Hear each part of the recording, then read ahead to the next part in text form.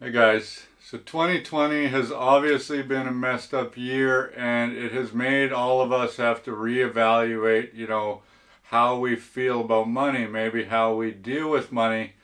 And one of the best ways that we can all go about saving some money and freeing up some cash flow every month is to every once in a while revisit our subscription fees and our monthly costs or annual costs to see if we can find some cost savings there.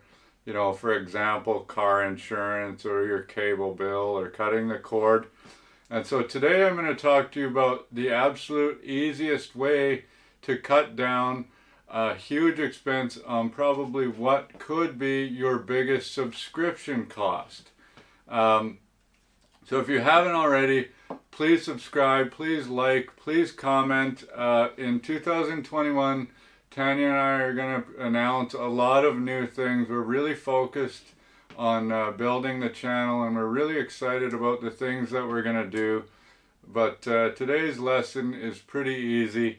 And that was came to me from another advisor that is out of BC that had seen my RDSP video. His name is Bobby Vu, and super nice guy. He's a specialist in RDSP planning, and he kind of mentioned to me an idea or a concept that I really liked. I just wanted to share it with you guys.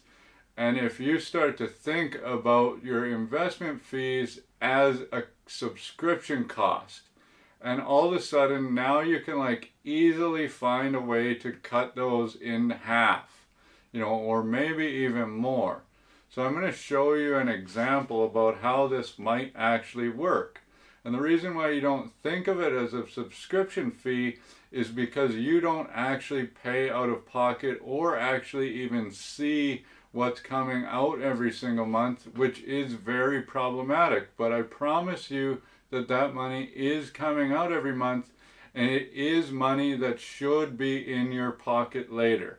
And that's the big thing to think about, is that that's actually money that should be yours. It is yours, but you're paying more than you have to, not getting enough value, and that's eating away at, your livelihood. I mean, if everybody changed this, it would be huge. There would be way more money, honestly, for the economy in the future, because they're just our money is getting eaten away by these big fees. So let's look at somebody, and they're 40 years old, and this person has $50,000, $100,000, and $200,000. There's three of them.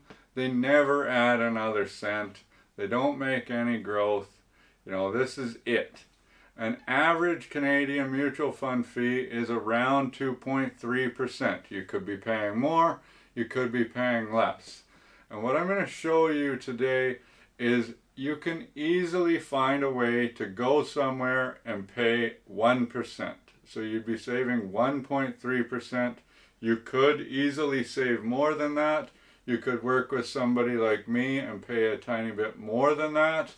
I mean, I don't know. There are options, but I can almost certainly assure you that you can find a way to reduce this significantly.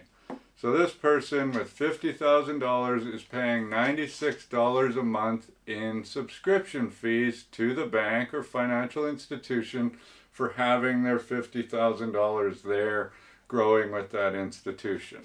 If they drop their fees to 1%, then now they're paying $42 a month. That's saving them $54 per month, which equates to $648 every single year. Now you take that up to $100,000, they're paying $192 a month. Right now, could now be paying $83 a month, a savings of $109 per month, just for easily moving your money to a different institution. It's really that simple. All you have to do is like set something up for 10 minutes and press a button, and your money will move over, and you can do all of these things with it, and it's managed just as professionally as it would be at this bank or other financial institution. So, and somebody with $200,000, Now they're paying $384 a month right now in average mutual fund fees. Could drop that down to $166 per month, which would save them $218 per month. So annually, these people, the 50,000 to the 200,000 respectively, they're saving $648, $1,308, and $2,616. Now, over the course of 20 years, just the savings, they haven't added another cent, their money hasn't grown, nothing has happened. The first person is saving $12,960. That's not chump change anymore. That's a lot of money. Second person, $26,160. And third person, $52,320 in fees just by pressing that button because they have $200,000, which is absolutely crazy, right? Now, the best thing about this is that that money that you save every year actually gets to stay in that investment account and grow and then compound on itself. So that is where it really starts adding up, especially if you're adding new money in all the time.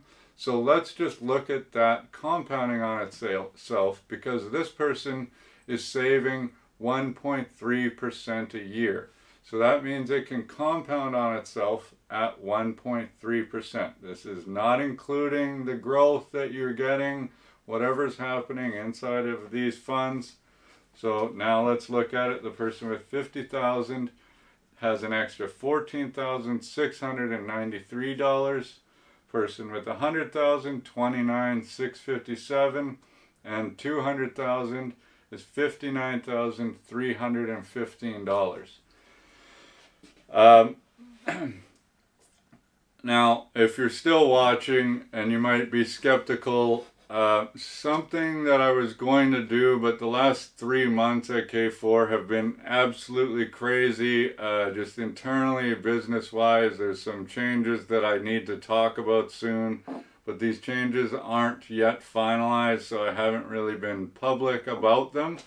But what I was going to talk about when I first started this channel, it was saying, guess what? Guess how important fees are. Is that, you know, I can show you all this like past data that says, well, if you reduce your fees, then you are going to do better than your competition if you're paying more. And what I did a few months ago was I actually looked at Wealthsimple's data since I started K4 and compared those funds to the funds of, you know, the 5 or 6 major financial institutions and their equivalent funds. And every single time, even when you're taking like the K4 additional fee into account, we were well ahead of all of those other institutions because we were paying less money. And I would love to show you that, but unfortunately, because of these changes, I'm not going to show you that right now. I was just very happy that it was proven that, you know, this model and this way of thinking actually works out better than paying more. I mean, it doesn't always work out better. That's what we can never say that. I do not know what's going to happen, but I do know that you can find a way to reduce the cost that you're paying. And that is going to give you a way higher likelihood of actually having more money at the end of the day, which is very important. All we're trying to do with financial planning is basically put you in a position to have the greatest likelihood of success. Because we don't know what's going to happen, but we do know how to guess and average things out and say, you know, okay, if we put you in this position, your likelihood of success is 95% compared to this position where your likelihood of success is 65%, but you could have way higher success. So which option do you want to take? With the fee option, it's not even that close. Even if you're paying more, the success that you might see is so slightly higher because they barely outperform what you could do if they do outperform, that what is the point in taking that risk when like 90 or 95% of the time you're actually going to be better off by reducing your fees.